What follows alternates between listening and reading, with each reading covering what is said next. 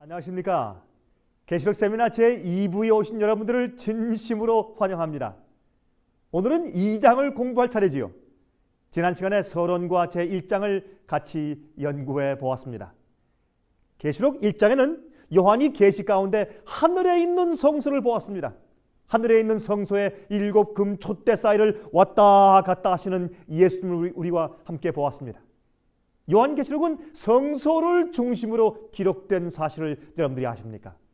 1장에 하늘 성소에 계신 예수님으로부터 이 요한계시록은 시작하는 것입니다. 또한 이 계시록 속에는 가끔 하늘 성전이 열리면서 장면들이 연속해서 보여지고 있는 것입니다. 요한계시록 11장 19절에 말씀하시기를 이에 하늘에 있는 하나님의 성전이 열리니 성전 안에 하나님의 언약궤가 보이며 또 번개와 음성들과 뇌성과 지진과 큰 우박이 있더라 그랬습니다. 하지만 요한계시록 21장 22절을 보면 성 안에 성전을 내가 보지 못하였으니 이는 주 하나님 곧 전능하신 이와 및 어린 양이 그 성전이시니라. 그렇게 말씀한 것을 우리가 볼 수가 있는 것입니다. 여러분이 요한계시록은 성소로부터 시작해서 성소로 끝나는데 성소에서 역사하시는 예수님으로부터 시작해서 나중에 요한계시록 끝에는 다시는 성소가 보이지 않더라는 말씀으로 이 요한계시록이 끝납니다. 그 이유는 이 죄의 문제를 해결하는 이 성소가 죄가 영원히 사라진 다음에 다시는 필요치 않기 때문에 더 이상 성소가 보이지 않는다는 말씀으로 요한계시록이 끝나는 것입니다. 여러분, 성경에 등장하는 성소는 하나님께서 모세에게 지으라고 특별하게 명령하신 것입니다. 이것은 하나님께서 인류의 죄를 어떻게 다루시며 어떻게 해결하시는지를 보여주시는 청사진인 것입니다. 히브리 8장 5절에 말씀하셨습니다. 저희가 섬기는 것은 하늘에 있는 것의 모형과 그림자라. 모세가 장막을 지으려 할 때에 지시하심을 얻음과 같으니 말씀하시되 삼가 모든 것을 살해서 내게 보이던 본을 쫓아 지으라 하셨느니라 그랬습니다. 여러분, 하늘에 성소가 있습니다. 여러분 아시죠?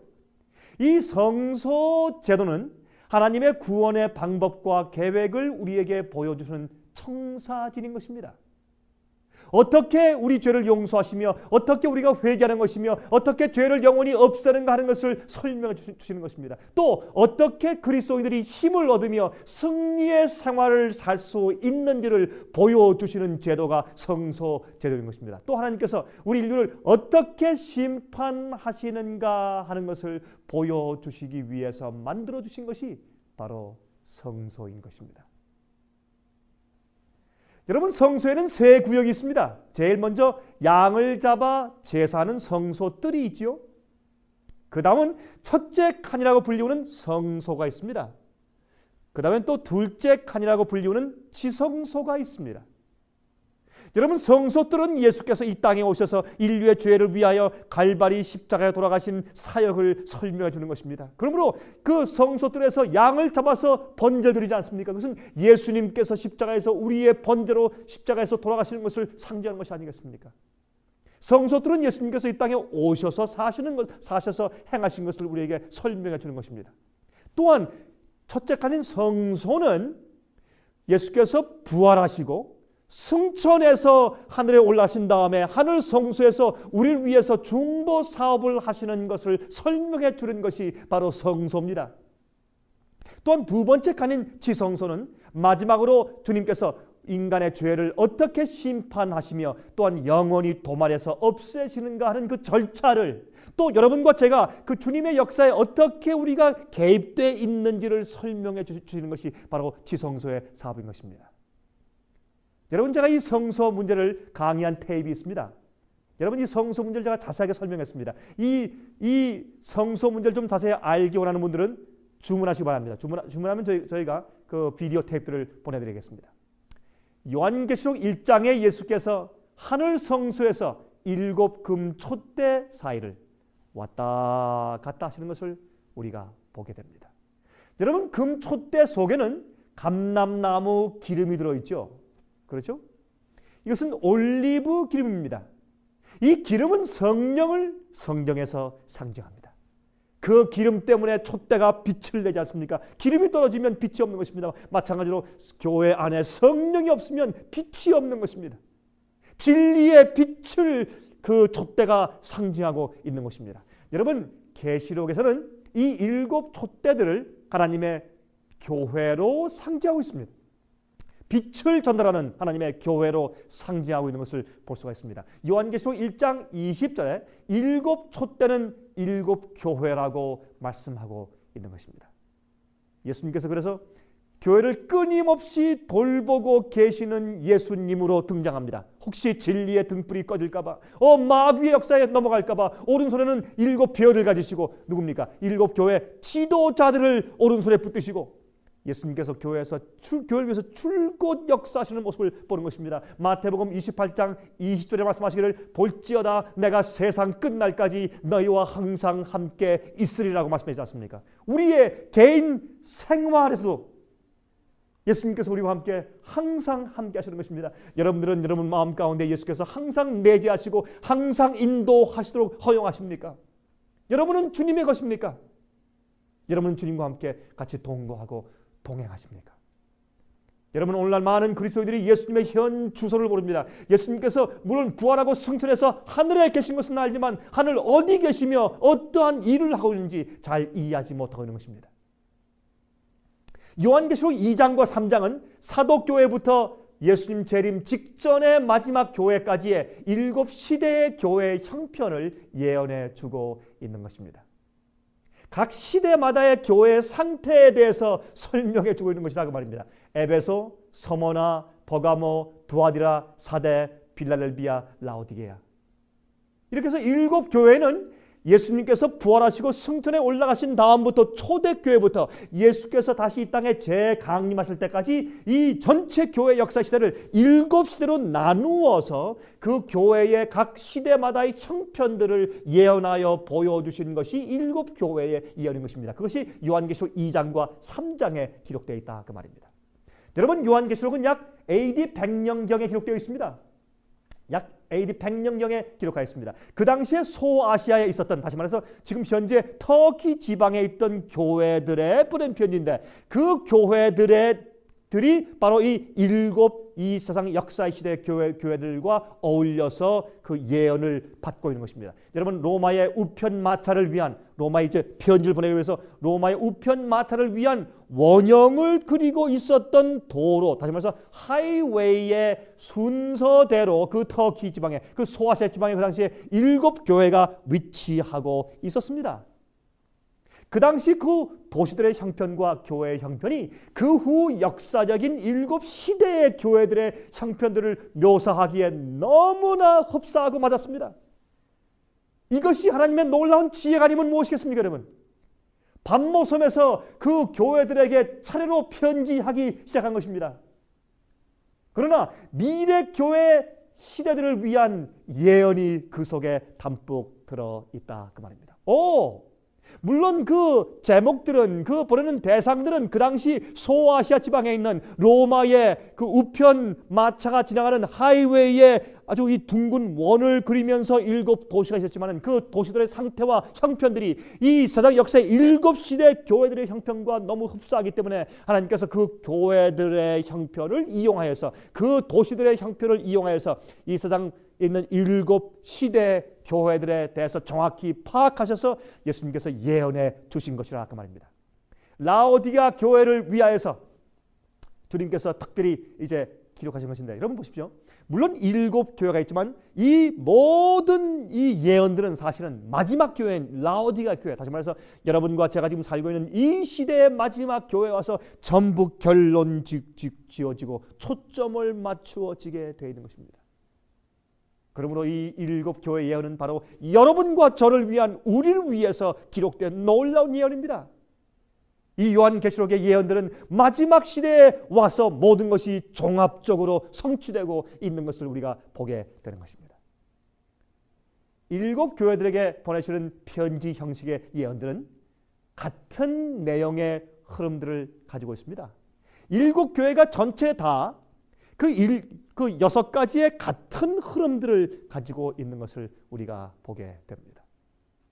그 그 흐름들은 다음과 같습니다. 그 첫 번째, 그 도시의 이름의 뜻과 교회의 영적인 형편의 관계에 대해서 기록하셨고, 두 번째, 그 도시의 성격에 대해서 기록했으며, 세 번째, 그 교회에 대해서 칭찬하시는 말씀을 기록했고, 네 번째, 또한 책망의 말씀을 기록했습니다. 그런데 재미있는 것은 다섯 교회가만 책망이 있고 소모나 교회와 빌라델비아 교회는 책망이 없습니다. 또 다섯 번째는 그 교회에 대해서 훈계하시는 말씀을 기록해 두었고, 또 여섯 번째, 이기는 자들에 대해서 그 시대에 그 교회에서 승리하고 이기는 자들에 대한 약속을 기록해 주신 것을 우리가 보게 되는 것입니다. 여러분 기억하십시오. 우리가 이 일곱 교회를 보면서 우리가 분명히 이해하는 것이 있습니다. 그것은 뭐냐면 승리하는 자들에게만 주님께서 약속을 하시는 것입니다. 예수 그리스도의 피와 능력으로 우리는 이 땅에서 자기와 죄와 세상을 이기는 경험을 해야 할 것입니다. 믿는다고 해서 죄에 항상 져서 사는 것이 아닙니다. 믿는다고 해서 무조건 구원이 보장된 것이 아닙니다. 여러분 잘 기억하십시오. 성경은 이기는 자들에게라고 분명히 말씀하고 있는 것입니다. 여러분 이제 요한계시록 2장을 좀 펴서 좀 보겠습니다. 여러분이 요한계시록 2장을 보시면 요한계시록 2장에 이 에베소 교회에 대해서 말씀이 나옵니다. 이제 이 에베소 교회, 첫 번째 교회인 에베소 교회에 대한 그 예를 좀 읽어보도록 하십니다. 2장 1절부터입니다. 에베소 교회의 사자에게 편지하기를 오른손에 7별을 붙잡고 7 금촛대 쌓에 다니시는 이가 말씀하시되 내가 내 행위와 수고와 내 인내를 알고 또 악한 자들을 용납지 아니한 것과 자칭 사도라 하되 아닌 자들을 시험하여 그 거짓된 것을 내가 드러낸 것과 또 내가 참고 내 이름을 위하여 견디고 게으르지 아니한 것을 아노라. 그러나 너를 책망할 것이 있나니 너의 처음 사랑을 버렸느니라. 그러므로 어디서 떨어진 것을 생각하고 회개하여 처음 행위를 가지라. 만일 그리하지 아니하고 회개치 아니하면 내가 내게 임하여 내 촛대를 그 자리에서 옮기리라. 오직 내게 이것이 있으니 내가 니골라 당의 행위를 미워하는도다. 나도 이것을 미워하노라. 귀 있는 자는 성령이 교회들에게 하시는 말씀을 들을지어다. 이기는 그에게는 내가 하나님의 낙원에 있는 생명나무의 과실을 주어 먹게 하리라 말씀했습니다. 여러분 이 교회는 초대교회를 의미합니다. 이 교회는 예수님께서 이 땅에서 부활하시고 승천하신 다음에 있었던 사도교회를 의미합니다. 이 교회는 순결하고 뜨거웠던 교회를 의미합니다. 이 에베소 교회는 AD 34년부터 시작해서 100년까지 이제 갔던 그 시대의 교회를 예언하는 것입니다. 여러분 교회를 자상하게 돌보시는 예수님으로 묘사되어 있습니다. 7별을 붙잡고 7 금촛대 쌓에 다니시는 분이 말씀했습니다. 예수님을 그러한 교회를 돌보시는 분으로 묘사하고 있는 것입니다. 여러분 제일 먼저 에베소 그 교회 에베소의 이름을 좀 살펴보도록 하십시다. 여러분 이 에베소의 뜻은 사모할 만한 것, 흠모할 만한 것 그런 뜻입니다. 이 에베소 지방은 정말 지역적으로 정말 사모할 만한 좋은 위치에 있던 교회입니다. 초대교회는 정말 훌륭했던 교회입니다. 천국 복음을 온 세상에 전파했던 교회입니다. 두 번째 그 도시의 성격을 좀 보십시다. 그 도시는 변화의 도시였습니다. 새로 태어난 기독교의 혁명적인 가르침을 상징하기에 적당한 교회였습니다. 적당한 그런 지방이었습니다. 여러분 에베소는 그 당시 소아시아 지방의 이교 신전의 중심지였습니다. 예를 들어서 이 다이애나 신전이 그곳에 있었고 또한 아데미스와 아스타로 신전 등이 바로 그곳에 위치하고 있었습니다. 여러분 이 성모 마리아를 하나님의 어머니라고 이름하여서 마치 여신처럼 받들어지게 만든 결정을 한 도시가 바로 이 에베소 총회가 있었던 바로 이 에베소 도시입니다. 그것이 서기 451년도에 바로 에베소에서 그러한 일이 있었습니다. 세 번째, 에베소 교회에 대한 칭찬을 좀 보십시다. 여러분 사도 바울의 양아들인 디모데가 아마도 이 당시에 에베소 교회의 목사로 일하고 있었을 것입니다. 여러분 에베소 교회는 일하는 교회였습니다. 열심히 있는 교회였습니다. 원래 가르침에 충실한 교회였습니다. 성경 진리로 교사들의 가르침을 시험하는 교회였습니다. 의의 표준을 받들었던 뜨거웠던 교회였습니다. 여러분 오늘날 교회들이 초대교회로 돌아가야 하는 이유들이 바로 여기 있는 것입니다. 여러분이시여 현대의 자유주의가 교회들을 좀먹고 있는 이 당시에 여러분, 우리는 과거의 초대교회, 사도교회, 에베소 교회로 우리가 돌아가야 할 것입니다. 니골라 당이 언급되어 있습니다. 여러분, 니골라 당은 이단설의 가르침을 말합니다. 그 가르침은 율법의 가르침에 순종하기 위하여서 육체의 욕심을 제어할 필요가 없다고 가르치는 것입니다. 다시 말해서 믿기만 하면 되지 우리가 무슨 무엇을 버리고 포기하고 무슨 따라가고 순종하고 그렇게 할 필요가 없다고 말하는 것입니다. 자유주의입니다. 믿으면 다 된다고 말하는 것입니다. 순종의 중요성을 말살시키는 교리입니다. 오늘날 얼마나 교회에 이러한 니골라당 같은 자유주의의 가르침이 판을 치고 있습니까, 여러분? 잘못된 것입니다. 여러분, 이 에베소 교회 네 번째 책망을 좀 보십시다. 책망은 무엇이었습니까? 첫사랑을 버렸다는 것입니다.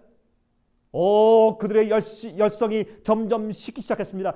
여러분, 12사도가 하나씩 죽은 다음 죽어가면서부터 교회에 이제 열성이 식기 시작했습니다. 진리를 고수하는 열성을 잃어버리기 시작했다고 말입니다. 여러분, 성경에 데살로니가 후서 2장에 이미 불법의 비밀이 그때부터 역사하기 시작했다고 말씀을 했지 않습니까? 여러분들이시요, 여러분의 신앙은 어떻습니까? 여러분들은 혹시 주님을 처음 믿을 때, 제일 처음 주 앞에 생을 바쳤을 때 그때의 열정을 지금 혹시 잃어버려 가고 있지 않습니까? 이 에베소 교회의 이 교훈은 바로 오늘 사는 우리에게도 직접적으로 적용하고 있는 것입니다. 여러분들 신앙은 어떻습니까? 여러분의 열정은 지금 혹시 식어가고 있지 않습니까? 깨어나십시오. 다섯 번째 훈계를 좀 보십시다. 이 에베소 교회를 향한 훈계가 무엇이었습니까? 너희가 기억하여 회개하고 돌아서라는 말씀입니다. 너희가 어디에서 떨어졌는지 잘 돌아보고 기억하여서 회개하고 돌아서라는 것입니다. 여러분이시여, 마음속에 사랑이 가득 찼던 시간을 기억하란 말입니다. 행함은 사랑을 낳지 못합니다. 사랑이 행함을 낳는 것입니다. 여러분 마음 가운데 주님을 향한 열심과 사랑이 식으면 행함이 식어집니다. 여러분이시여, 순종을 강조해야 하는 그 이유는 마음속에 있는 사랑을 강조하는 것이기 때문에 그렇습니다. 열심히 있는 행함은 마음속에 사랑이 있다는 증거인 것입니다. 그리스도와 교회와의 관계는 신랑과 신부의 관계입니다. 여러분의 마음은 어떤 상태에 있는가요? 여러분, 사랑이 식으면 열심히 사라지게 되는 것입니다. 여러분 마음 가운데 조용히 기도하시면서 여러분들이 처음 믿을 때보다 지금 어떤 상태에 있는지 살펴보지 않겠습니까? 또한 어디에서 떨어졌는지, 어디에서 물러갔는지 살피면서 회개하고 주 앞에 돌아오시지 않겠습니까? 아니면 열성으로 돌아가시지 않겠습니까? 여섯 번째, 에베소 교회를 향한 이기는 자들에 대한 약속을 좀 보도록 하십니다. 그 약속은 무엇입니까? 놀라운 약속입니다. 하나님의 낙원에 있는 생명나무의 과실을 주어 먹게 할 것이라는 약속입니다. 영원한 생명, 영원히 사는 특권, 인간 복제가 아닙니다. 영원히 살 수 있는 몸과 생명력을 주시겠다고 말입니다. 여러분, 7 교회 약속들은 이기는 자들에게만 약속되어 있습니다. 이 세상과 자기 자신과 죄를 이겨야 합니다. 이것은 가능한 것입니다. 여러분, 세상을 이겨야 합니다. 여러분, 오늘날 부끄러운 구원에 대한 오류가 많이 교회에 퍼져 있습니다. 믿기만 하면 그저 구원받는데 부끄럽게 그저 살짝 겨우 천국에 들어가는 구원이고, 주 앞에 순종하면 열매를 맺고 또한 복을 많이 전한 사람 같으면 영광스러운 구원을 받는다고요. 여러분 잘 들으십시오. 그 가르침은 가짜고 오류입니다. 그런 말씀은 성경적이 아닙니다. 성경은 승리하는 자들에게 영생이 약속되어 있습니다. 로마서 6장 22절에 말씀하시기를 그러나 이제는 너희가 죄에서 해방되고 하나님께 종이 되어 거룩함에 이르는 열매를 얻었으니 이 마지막은 영생이라 그랬습니다. 범죄의 인간이 생명나무를 먹지 못하게 되었습니다. 그러므로 주님께서 우리에게 생명나무를 받을 특권을 약속하시는 것입니다. 그러므로 우리는 매일 예수께서 주시는 생명의 양식을 먹어야 합니다. 예수 그리스도의 말씀이 이 땅에 있는 생명나무입니다. 여러분 아십니까? 예수의 말씀이, 성령 말씀이 이 땅에 있는 생명나무입니다. 이 말씀으로만 변화될 수 있고, 이 말씀으로 변화된 자들만, 다시 말해서 이기는 자들만이 생명나무의 실과를 먹게 됩니다. 이 말씀으로 마음을 채우시고 머리를 채우십시오. 세상의 더러운 것들을 보고 더러운 것들을 읽고 더러운 것들을 들으면서 그런 것들로 생존 경쟁만으로 마음을 채우지 마십시오. 주위에 살아있는 말씀, 생명의 말씀을 채우십시오. 그렇게 해서 세상을 이기는 자들에게 생명나무의 실과를 먹게 한다고 약속했습니다. 여러분, 7 교회의 예언들에 기록된 흥미있는 한 가지의 표현이 있습니다. 그것은 무엇이냐면 귀 있는 자는 성령이 교회에게 하시는 말씀을 들을지어다 하는 표현입니다. 이것은 영적인 귀를 말하는 것입니다. 이것은 거듭난 경험이 있는 영적인 자라야 성령의 음성이 들린다는 뜻입니다. 마음속에 들리는 하나님의 음성을 말합니다. 들을 귀가 있는 자만 이 예언을 알고 깨닫고 해석할 수 있다고 하는 것입니다. 또한 너희가 회개치 아니하면 내가 촛대를 너희에게서 옮기겠다고 했습니다. 주님께서 우리에게 다 은혜를 주시고 또한 우리에게 사명을 주셨습니다. 우리가 주 앞에 순종하고 진리를 따라서 계속 따라가지 않으면 주님께서 촛대를 우리에게서 옮기실 것입니다. 다른 사람들에게 주실 것입니다. 순종하고 따라오며 이기는 자들에게 주실 것입니다. 여러분, 촛대를 옮긴다고 하는 것은 성령께서 더 이상 역사하실 수가 없다는 뜻입니다. 두려운 이야기입니다, 여러분. 많은 그리스도인들이 의심과 세속적인 소리들로 귀가 먹어 있습니다. 성령의 음성을 듣지 못하고 있는 것입니다. 여러분들은 성령의 음성을 들으십니까? 첫사랑을 잊어버리지 않으셨습니까? 여러분, 두 번째 교회를 보십시다. 두 번째 교회는 서머나 교회입니다. 요한계시록 2장 8절부터 11절까지 제가 읽겠습니다. 요한계시록 이제 2장 8절부터 11절까지 읽겠습니다. 서머나 교회의 사자에게 편지하기를 처음이요 나중이요 죽었다가 살아나시니가 말씀하시되 내가 내 환난과 궁핍을 나누니 실상은 내가 부요한 자니라. 자칭 유대인이라 하는 자들의 회방도 아노니 실상은 유대인이 아니요 사탄의 회라. 내가 장차 받을 고난을 두려워 말라. 볼지어다 마귀가 장차 너희 가운데서 몇 사람을 옥에 던져 시험을 받게 하리니 너희가 10일 동안 환난을 받으리라. 내가 죽도록 충성하라. 그리하면 내가 생명의 멸류관을 내게 주리라. 귀 있는 자는 성령이 교회들에게 하시는 말씀을 들을지어다. 이기는 자는 둘째 사망의 해를 받지 아니하리라 하셨습니다. 이 교회는 사도교회 이후에 핍박을 당하던 시대의 교회를 상징합니다. AD 100년부터 312년까지의 교회를 상징합니다. 핍박과 순교의 시대, 로마의 콘스탄틴 황제가 기독교인으로 개종하면서 핍박이 그치는 그 시대까지의 교회를 말합니다. 핍박 시대부터 핍박이 그치던 시대까지의 교회를 말하는 것입니다. 여러분, 그래서 이 서머나 교회는 예수님을 죽었다가 살아나신, 부활하신 분으로 더 이상 죽을 필요가 없다는 것을 약속하시면서 부활하여서 살아나신 분으로 여기에서 상징하고 있는 것입니다. 자, 이 서머나 교회의 뜻이 무슨 뜻일까요? 이 서머나의 뜻은 향수의 일종인 모략이라는 뜻입니다. 여러분, 핍박은 교회를 파괴시키지 못했고 오히려 복음은 깨어진 옥합의 향기처럼 온 세상에 퍼져나갔습니다. 모략은 예수 그리스도의 고난을 상징했습니다. 두 번째, 이 도시의 성격을 좀 보십시다. 서머나는 소아시아에서 가장 오래된 도시였습니다. 또한 지금까지 유일하게 존재해오는 도시입니다. 이 도시는 생명의 도시라고 불려졌습니다. 지진과 전쟁과 화재와 천연재해 등에서 살아남았습니다. 그래서 그 도시를 생명의 도시라고 이제 가끔 부르기도 합니다. 온갖 핍박에도 견뎌낸 이 교회를 상징하기에 얼마나 적합한 그런 이름인지 모르겠습니다. 세 번째 칭찬은 무엇입니까? 실상은 너희가 부유한 자라. 너희가 핍박받고 가난하게 보이지만 그러나 너희가 실상은 참으로 부유한 자라고 말씀하는 것입니다. 유명한 순교자 폴리캅이 이 도시 교회의 감독이었습니다. 여러분, 폴리캅 이야기 아시죠? 그를 잡으러 온 자들을 종들에게 잘 대접하라고 부탁했습니다. 그를 잡아 죽이려고 온 사람들을 잘 대접했습니다. 또한 로마 총독 앞에 끌려갔습니다. 황제를 숭배하고 말했습니다. 그때 그가 나는 그렇게 할 수 없다고 말합니다. 그때 사자의 밥으로 던지라고 했습니다. 그때 그 군인들이 하는 이야기가 사자에게 그리스도인들을 너무 많이 주어서 배가 불러서 더 이상 먹지 않습니다. 그러면 가서 불에 태워라. 그래서 이 폴리캅이 화형당해 죽은 것입니다.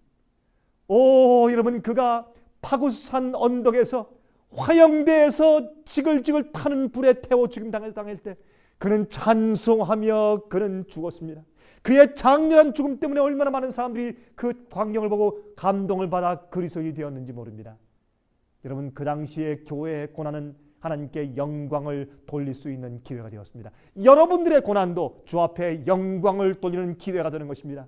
이 시대의 교회는 그러므로 책망이 없습니다. 예수께서 말씀하시길 내 환난과 궁핍을 내가 잘 안다. 그러나 실상은 너희가 부유한 자라. 너희가 부자라 그렇게 말씀했습니다. 여러분들이시여, 하나님께서 인정하실 때 우리가 참으로 부유한 것입니다. 여기에 자칭 유대인이 있습니다. 그들을 사탄의 회라고 불렀습니다. 그 사람들은 거듭나지 않은 사람들을 상징합니다. 로마서 2장 28절과 29절을 말씀하시기를 대저 표면적 유대인이 아니요 표면적 육신의 할례가 아니라 오직 이면적 유대인이며 할례는 마음에 할지니 그렇게 말씀을 하였습니다. 갈라디아 3장 29절을 말씀하기를 너희가 그리스도께 속한 자면 곧 아브라함의 자손이요 약속대로 유업을 이을 자니라 그랬습니다. 여러분, 침례 요한은 거듭나지 아니한 교회 지도자들을 독사의 자식들이라고 불렀지 않습니까? 그러므로 자칭 유대인들, 다시 말해서 사탄의 회는 거듭나지 않은 자들이 진리를 반대하고 영적으로 교회에서 혼란케 하는 자들을 말하는 것입니다. 여러분, 이 교회는 책망이 없습니다. 그래서 다섯 번째 훈계를 좀 보십시다. 훈계는 무엇입니까? 끝까지 견디라는 것입니다. 너희가 환난과 핍박을 당하나 끝까지 견디라. 여러분, 끝까지 견디는 것은 구원의 조건입니다. 이 서문학교회 10일 동안 환난을 받을 것이라고 말했습니다. 그것은 AD 303년부터 313년까지 10년 동안의 최악의 핍박을 받을 것을 예언해 주신 것입니다. 디오클레시안 황제가 기독교를 없애버리려고 엄청난 핍박을 주었습니다. 그러나 성경은 말했습니다. 너희가 죽도록 충성하라. 그러면 내가 너에게 생명의 면류관을 줄 것이라. 여러분 기억하십시오. 예수님의 목적은요, 우리의 현세 생활을 좋게 해주고 잘 살게 해주려는 것이 아닙니다. 예수님은 이 땅에서 우리가 편리하게 하게 되기 위해서 좋은 것을 발명해 주기 위해서 오신 것이 아닙니다. 주님께서 우리를 향한 목적은 우리의 영생입니다. 영원히 사는 것입니다. 이 땅에 좀 편리하게 잘 사는 것이 아닙니다, 여러분. 복음의 뜻을 오해하지 마십시오. 많은 그리스도인들은 진리 때문에 죽어갔습니다. 또 죽어가고 있습니다. 여러분, 성경 약속이 다 모든 사람들에게 다 적용되는 것은 아닙니다. 폴리캅이 죽을 때 왜 그러면 여러분 이사야 42장에 있는 말씀과 시편 91장에 있는 너희가 이제 불꽃을 지나갈 때 너희가 불꽃이 너희를 태우지 못할 것이라는 약속이 왜 이루어지지 않았습니까? 그들은 오히려 그때 죽어야 할 때였습니다. 핍박받고 순교당해야 할 때였습니다. 그렇게 해서 주 앞에 영광과 존귀를 돌릴 때였습니다. 여러분, 주님께서는 우리를 환난과 어려움을 받지 않게 하시는 것이 아닙니다. 우리를 환난을 받지 않게 구원하시는 것이 아니라 환난 속에서 환난을 이기고 견디게 구원해 주시는 것입니다. 다니엘과 세 친구처럼 사자굴 속에 들어가지 않게 구원하시는 것이 아니고 세 친구가 푸른 불 속에 들어가지 않게 하시는 것이 아니라 그 속에서 이기고 건드림 당하게 보호하시는 것입니다. 여섯 번째 약속이죠. 이기는 자들에게 무엇을 약속했습니까? 둘째 사망의 해를 받지 않을 것이라고 약속했죠. 여러분, 악한 자들은 둘째 부활에 일어날 것입니다. 그들은 거기서 심판을 받고 둘째 사망을 당할 것입니다. 악인들은 두 번 죽습니다. 처음 죽은 다음에 나중에 또 다시 부활해서 그들은 심판받아 또 불에 태워 또 죽는 것입니다. 여러분, 성경은 둘째 사망을 말하고 있습니다. 첫 번째 죽음은 잠입니다. 그리스도인들이 죽은 것은 잠입니다. 영원한 소망을 가지고 조용히 자는 것이라고 설명했습니다. 자, 세 번째 교회가 무엇입니까? 버가모 교회죠. 버가모 교회.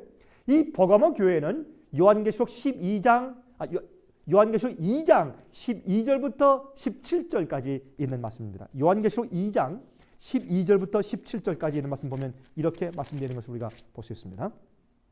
버가모 교회의 사자에게 편지하기를 좌우에 낯선 검을 가진 이가 말씀하시되 내가 어디 사는 것을 내가 아노니 거기는 사탄의 위가 있는데라. 내가 내 이름을 굳게 잡아서 내 충성된 증인 안디바가 너희 가운데 곧 사탄에 거하는 곳에서 죽임을 당할 때에도 나를 믿는 믿음을 저버리지 아니하였도다. 그러나 내게 두어 가지 책망할 것이 있나니 거기 내게 발람의 교훈을 지키는 자들이 있도다. 발람이 발락을 가르쳐 이스라엘 앞에 올무를 놓아 우상의 제물을 먹게 하였고 또 행하게 하였느니라. 이와 같이 내게도 니골라 당의 교훈을 지키는 자들이 있도다. 그러므로 회개하라. 그리하지 아니하면 내가 내게 속히 임하여 내 입의 검으로 그들과 싸우리라. 귀 있는 자는 성령이 교회들에게 하시는 말씀을 들을지어다. 이기는 그에게는 내가 감추었던 만나를 주고 또 흰 돌을 줄 터인데 그 돌 위에 새 이름을 기록한 것이 있나니 받는 자 밖에는 그 이름을 알 사람이 없느니라 라고 말씀해 있습니다. 이것은 AD 313년부터 538년도까지 있는 시대의 교회에 대한 예언인데 그 시대는 타협의 교회입니다. 진리를 타협했던 시대의 교회를 말하는 것입니다. 첫 번째, 교회 이름의 뜻은 무엇입니까? 높은 망대라는 뜻입니다. 높은 망대. 여러분, 이 높은 망대라는 이 뜻을 가진 이 도시는 해발 1000피트의 높은 이 고지에 지어진 도시였습니다. 옛날 왕들이 이 천연적인 요새 자기의 재물들을 두었습니다. 헬라의 리스마커스 장군 같은 사람은 자기의 재산을 현식으로 말하면 약 1000만 불 정도의 이 보물들을 이 도시에 두었다는 그 사실이 역사적으로 유명합니다. 두 번째, 이 도시의 성격입니다. 이 버가모 지방은요, 그 당시 소아시아 지방의 수도였습니다. 그래서 그 대법원과 같은 그런 법정이 그곳에 있었습니다. 그래서 심판관 총독은 좌우에 뾰족한 날선 검을 가지고 있었습니다. 그 재판관이 말이죠. 그래서 이 교회 설명하시기를 예수께서 좌우에 날선 검을 가지신 분으로 표현되어 있는 것입니다. 얼마나 흥미있습니까? 그곳에서 죄수는 말이죠. 그 대법원에 끌려간 죄수는 사형 또는 무죄 선고를 받았습니다. 여러분, 이 성경에 말씀하기를 바로 이 버가모 교회에 예수께서 말씀하시기를 예수님을 좌우에 날선 검을 가지고 있는 이로 표현했습니다. 교회를 심판하시는 뜻입니다. 또한 내가 사는 곳에 사탄의 위가 있다. 사탄의 보호자가 있다고 설명했습니다. 여러분이시여, 그것이 무슨 뜻인지 아십니까? 잘 들어보십시오. 페르시아가 바벨론을 쳐서 승리했을 때 많은 바벨론 사람들이 이곳으로 이주해 왔습니다. 그래서 바벨론의 신비주의와 이교의 가르침을 가지고 바로 이 버가모 지방으로 와서 거기에 대학을 세웠습니다. 이러한 이교주의가 버가모로 옮겨졌고, 어디에서요? 바벨론 지방에서 옮겨졌고, 나중에는 그 버가모 지방에서 그 이교주의가 로마로 옮겨간 것입니다. 이것이 역사적인 고찰입니다. 그래서 이 이교 종교의 지도자를 폰티펙스 맥시무스라고 불렀습니다. 폰티펙스 맥시무스. 이 폰트라는 뜻은 다리라는 뜻입니다. 다리, 브리지. 또한 팍티오라는 뜻은 내가 만든다는 뜻이었습니다. 또한 맥시무스는 가장 위대한 자, 그런 뜻이었습니다. 그래서 이 폰티펙스 맥시무스는 가장 위대한 다리 건축가, 그런 뜻이었습니다. 여러분, 그게 무슨 뜻인지 아십니까? 그것은 창세기 11장에 하늘과 땅을 이을 다리를 건축한 역사가 나오죠. 그것이 무엇이었습니까? 바벨탑이지요. 홍수 이후에 하나님을 떠난 자들이 홍수의 이유를 알려고 구름 위에까지 닿을 탑을 건설했습니다. 그렇게 해서 하나님의 심판을 인간의 힘으로 파괴하고 피하려고 하는 뒤에 그 심판의 역사를 피하려고 하는 그런 반역의 역사가 바로 바벨탑을 쌓는 것이었죠. 그런데 흥미있는 것은 그 당시에 이교주의의 책임자 이름이 바로 이런 다리를 쌓는 자라는 뜻이었습니다. 무엇입니까?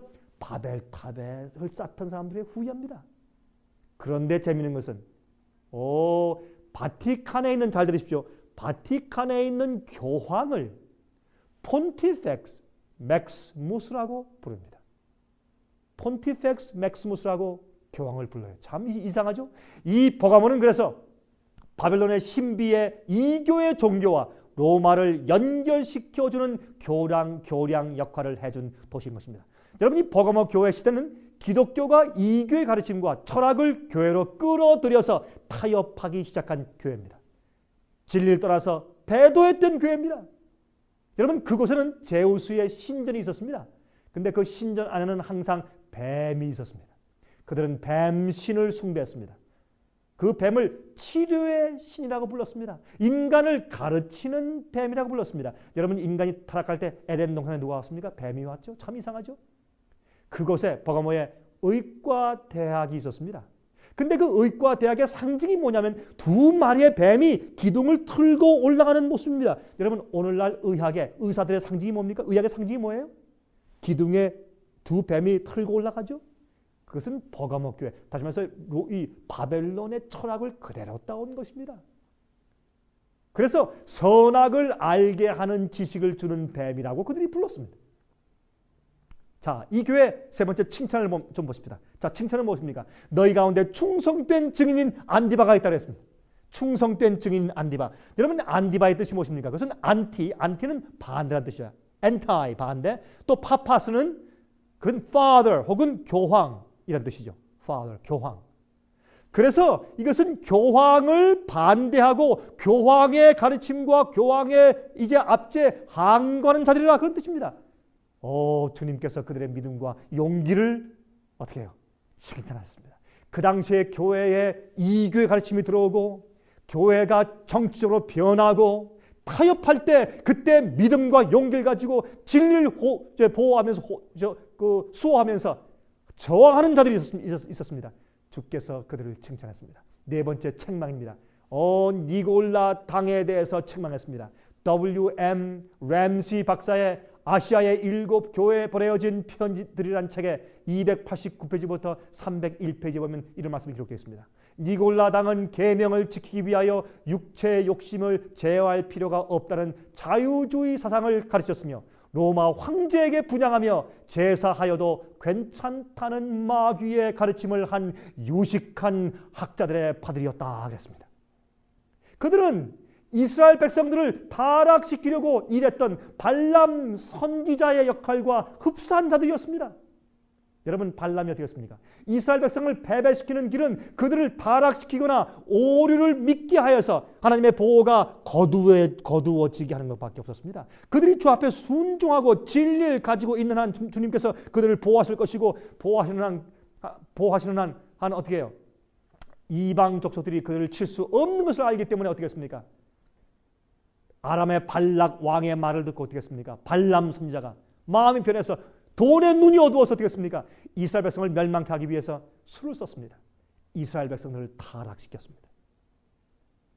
발람의 일입니다. 오늘날도 이 기독교 안에 너무나 많은 발람이 있고 이 진리에 대한 타협이 있는 것입니다. 다섯 번째, 훈계입니다. 회개라는 것입니다. 너희가 회개하라. 속히 임하여서 내 입의 검으로 싸울 것이라.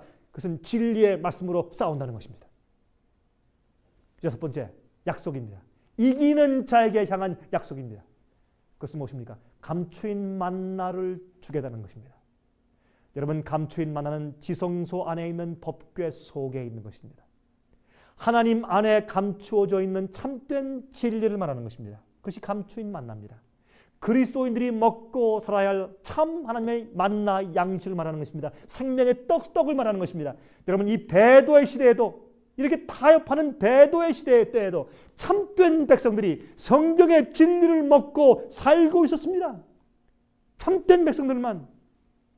예레미야 15장 16절에 만군의 하나님 여호와시여 나는 주의 이름으로 일컬음을 받는 자라. 내가 주의 말씀을 얻어 먹었사오니 주의 말씀은 내게 기름과 내 마음에 즐거움이 오나 그랬습니다. 여러분들, 만나는 해가 뜨거워지면 사라졌습니다.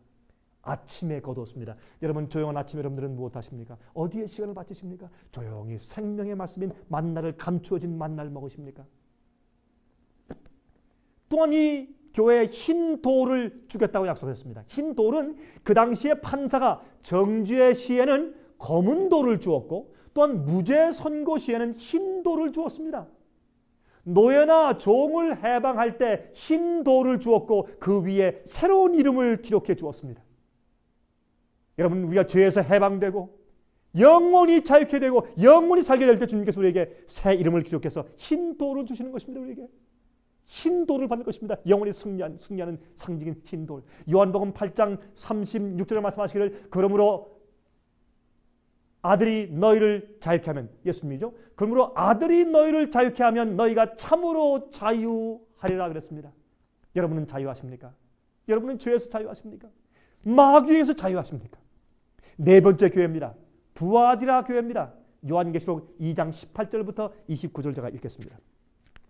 여러분이 두아디라 교회도 참 흥미있는 교회임에 틀림이 없습니다. 요한계시록 2장 18절부터 29절까지 읽겠습니다. 두아디라 교회의 사자에게 편지하기를 그 눈이 불꽃 같고 그 발이 빛난 주석과 같은 하나님의 아들이 말씀하시되 내가 내 사업과 사랑과 믿음과 섬김과 인내를 아노니 내 나중 행위가 처음 것보다 많도다. 그러나 내게 책망할 일이 있노라. 자칭 선지자라 하는 여자 이세벨을 내가 용납함이니 그가 내 종들을 가르쳐 꾀어 행음하게 하고 우상의 제물을 먹게 하는도다. 또 내가 그에게 회개할 기회를 주었으되 그 행음을 회개하고자 아니하는도다.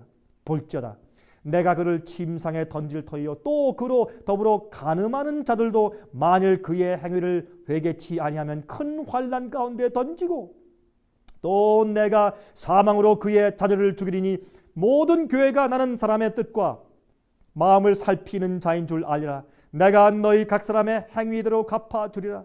두아디라에 남아있어 이 교훈을 받지 아니하고 소위 사탄의 깊은 것을 알지 못하는 너에게 말하노니 다른 짐으로 너에게 지울 것이 없노라. 다만 너희에게 있는 것을 내가 올 때까지 굳게 잡으라. 이기는 자와 끝까지 내 일을 지키는 그에게 만국을 다스리는 권세를 주리니 그가 철장을 가지고 저희를 다스려 질그릇 깨뜨리는 것과 같이 하리라. 나도 내 아버지께 받은 것이 그러하니라. 내가 또 그에게 새벽별을 주리라. 귀 있는 자는 성령이 교회들에게 하시는 말씀을 들을지어다. 참 놀라운 말씀이 여기에 기록되어 있습니다. 여러분 이 두아디라 교회는 AD 538년부터 16세기 초까지 이제 계속된 그 시대의 교회를 말합니다. 약 1000년 이상이나 계속되었던 중세기의 종교 암흑 시대를 가리켜서 예언한 바로 교회 시대인 것입니다. 여러분 성경의 진리가 타협되고 이교의 가르침이 교회에 들어와서 판을 치고 진리를 대치하기 시작한 그런 시대였습니다. 교황권의 세력이 확립된 시기였습니다. 종교 세력이 종교 개혁이 일어날 때까지 이제 간 그 긴 기간의 시대였습니다. 여러분 사도 바울과 요한과 베드로는 이러한 때가 올 것을 미리 예언하여 두었었습니다. 여러분 데살로니가 후서 2장 3절과 7절 8절에 이렇게 말씀되어 있습니다. 누가 아무렇게 하여도 너희가 미혹하지 말라. 먼저 배도하는 일이 있고 저 불법의 사람 곧 멸망의 아들이 나타나기 전에는 이르지 아니하리니 불법의 비밀이 이미 활동하였으나 지금 막는 자가 있어 그 중에서 옮길 때까지 하리라. 그때 불법한 자가 나타나리니 주 예수께서 그 입기운으로 저를 죽이시고 강림하여 나타나심으로 패하시리라 라고 말씀을 하였습니다. 여러분 이 배도는 무슨 뜻입니까? 이 성경에 배도라고 했습니다. 배도는 falling away. 다시 말해서 진리에서 떠나는 것을 말하는 것입니다. 진리에서 떠나서 타협해 나가는 것을 말하는 것입니다. 그래서 이 교회는 눈이 불꽃 같으신 예수님이라고 설명을 했습니다. 무슨 뜻입니까? 모든 것을 다 자세히 살피시는 예수인 것을 말했습니다. 이 이름의 의미를 좀 보십시다. 이 이름의 의미는 통탄스러운 희생이라는 뜻입니다. 통탄스러운 희생. 이 두아디라의 이름의 뜻은 통탄스러운 희생이라는 뜻입니다. 단순한 믿음이 거짓 진리와 바뀌어지기 당했다 그 말입니다. 다시 말해서 행함과 공로의 정신이 들어왔습니다. 성지 순례가 들어왔습니다. 속죄권이 들어왔습니다. 고행이 들어왔습니다. 의식을 행하면 공로를 얻어서 구원받는다는 그런 가르침이 들어왔습니다. 고해 성사가 들어왔습니다. 인간이 세운 제사장들, 인간이 세운 사람들을 앞에 가서 죄를 고하는 고해 성사의 제도가 들어왔습니다. 이렇게 해서 사실은 비진리가 들어와서 진리를 희생시켜서 통탄스러운 희생을 한 그런 시대라 그 말입니다. 두 번째, 교회의 특징입니다. 그 특징은 그것은 군대를 주둔시켰던 곳이지만 천연적인 방어물이 없는 허약하게 보이던 도시였습니다. 이곳에 놋과 동으로 물건을 만드는 재련소가 있었습니다. 또한 자주색과 붉은색 옷감을 만드는 공장들이 그곳에 있었습니다. 바울이 전도한 자주 옷감 장사 루디아가 바로 이곳에서 복음을 전했던 사람이죠. 불꽃 같은 눈을 가지신 분이라는 표현은 바로 이 교회만 기록되어 있는 것입니다. 이 시대는 암흑 시대였습니다. 타협의 시대였습니다. 교회가 죽은 시대였습니다. 교황권이 힘을 받은 시대였습니다. 이 교회 가르침이 들어와서 교회에서 판을 치는 시대였습니다. 교회가 깜깜해진 시대였습니다. 어두운 시대였습니다. 종교 암흑 시대였습니다. 여러분이시여, 이 시대부터 참으로 이 교회가 엄청나게 타락하게 되었습니다. 그래서 이 시대가 1000년 이상 계속되면서 교회가 떨어질 대로 떨어졌을 때 주님께서 종교 개혁자들을 일으켜서 개혁하신 것입니다. 여러분이시여, 아직 이 종교 개혁은 끝나지 않았습니다. 오늘날 이렇게 잘못 들어왔던 잘못 오류가 교회에 들어왔다가 개혁되어 왔지만 아직도 전부 개혁되지 않은 것들이 있습니다. 여러분이시여, 여러분은 여러분 마음 가운데 참된 개혁의 정신이 있고 개혁의 경험이 있습니까? 또한 주의 능력이 함께 하십니까? 여러분은 이기고 있습니까? 여러분, 시간이 다 되었습니다. 앞으로 계속해서 이 중요하고 참으로 흥미있는 말씀을 계속해서 제가 다음 시간에 여러분께 말씀을 드리겠습니다. 다음 시간 뵐 때까지 성령의 은혜와 승리케 하는 주님의 능력이 여러분과 여러분 가정에 늘 함께 하시기를 간절히 바랍니다. 안녕히 계십시오.